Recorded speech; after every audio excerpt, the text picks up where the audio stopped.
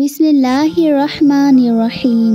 আসসালামু আলাইকুম ওয়া রাহমাতুল্লাহি ওয়া বারাকাতুহু।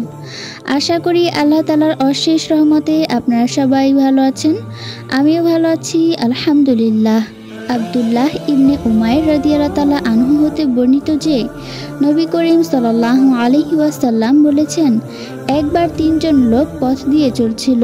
তারা বৃষ্টিতে ভিজে গেল। অতঃপর তারা এক পাহাড়ের গুহায় আশ্রয় নিল। হঠাৎ পাহাড় হতে এক খণ্ড পাথর পড়ে তাদের গুহার মুখ বন্ধ হয়ে গেল। তখন তারা একে অপরকে বলল, নিজেদের কৃত কিছু সৎ কাজের কথা চিন্তা করে বের করো, যা দ্বারা আল্লাহকে সন্তুষ্ট করা যাবে, এবং তার ওয়াসিলা দিয়ে আল্লাহ তাআলার নিকট দোয়া প্রার্থনা করো। তাহলে হয়তো আল্লাহ তাআলা আমাদের ওপর হতে পাথরটি সরিয়ে দিবেন। তাদের একজন বলতে লাগলো, হে আল্লাহ, আমার আব্বা আম্মা খুব বৃদ্ধ ছিলেন এবং আমার ছোট ছোট সন্তানও ছিল। আমি তাদের ভরণ পোষণের জন্য পশুপালন করতাম। সন্ধ্যায় যখন আমি বাড়ি ফিরতাম তখন দুধ দহন করতাম এবং আমার সন্তানদের আগে আমার বাবা মাকে পান করাতাম। একদিন আমার ফিরতে দেরি হয় এবং সন্ধ্যা হওয়ার আগে আসতে পারলাম না। এসে দেখি মা বাবা ঘুমিয়ে পড়েছেন। তখন আমি দুধ দহন করলাম, যেমন প্রতিদিন দহন করি।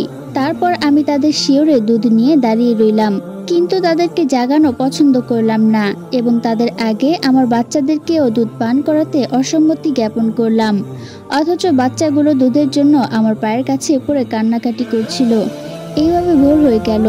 হে আল্লাহ, আপনি তো জানেন আমি শুধু আপনার সন্তুষ্টির জন্যই এই কাজটি করেছি। এর উসিলায় আপনি আমাদের ওপর থেকে এই পাথরটি সরিয়ে দিন, যাতে আমরা নিরাপদে বের হতে পারি। তখন আল্লাহ তাআলা পাথরটিকে একটু সরিয়ে দিলেন এবং তারা আসমান দেখতে পেল, কিন্তু এত অল্প পরিমাণে সরল যে সেইখান থেকে একজন মানুষ বের হতে পারবে না। তখন দ্বিতীয় ব্যক্তি বলল, হে আল্লাহ, আমার এক চাচাতো বোন ছিল। পুরুষরা যেমন মহিলাদেরকে ভালোবাসে, আমিও তাকে তার চেয়ে অধিক ভালোবাসতাম। একদিন আমি তার কাছে কুমতলব নিয়ে যাই এবং তাকে সেই জন্য প্রস্তাব করি, কিন্তু সে অস্বীকৃতি জানিয়ে আমার কাছ থেকে 100 দিনার চায়। আর সে ছিল খুব গরিব। পরে আমি অনেক চেষ্টা করে 100 দিনার জোগাড় করলাম এবং তার কাছে এলাম। অতঃপর আমি তার একেবারে কাছে গিয়ে বসলাম। তখন সে বলল, হে আল্লাহর বান্দা, আল্লাহকে ভয় করো। এই কথা শুনে তখন আমি দাঁড়িয়ে গেলাম এবং সেই অসৎ কাজ থেকে বিরত রইলাম।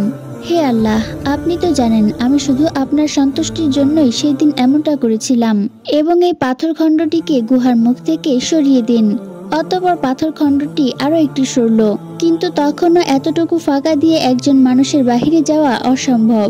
অতঃপর তৃতীয় ব্যক্তি বলল, হে আল্লাহ, আমি এক ফারাক চালের বিনিময়ে একজন শ্রমিক নিযুক্ত করেছিলাম।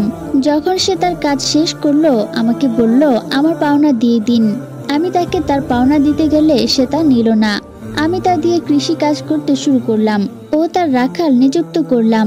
বেশ কিছুদিন পর সে আমার কাছে আসলো এবং বলল, আল্লাহকে ভয় করো, আমার মজুরি দাও।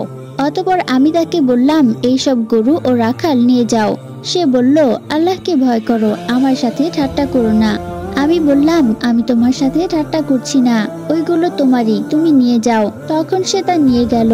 হে আল্লাহ, আপনি তো জানেন যদি আমি আপনার সন্তুষ্টি লাভের জন্য এই কাজটি করে থাকি, তবে পাথরটুকুর বাকি অংশ সরিয়ে দিন। তখন আল্লাহ তাআলা সম্পূর্ণ পাথরটিকে সরিয়ে দিল এবং তারা তিনজনই গুহা থেকে বেরিয়ে গেল। সুবহানাল্লাহ।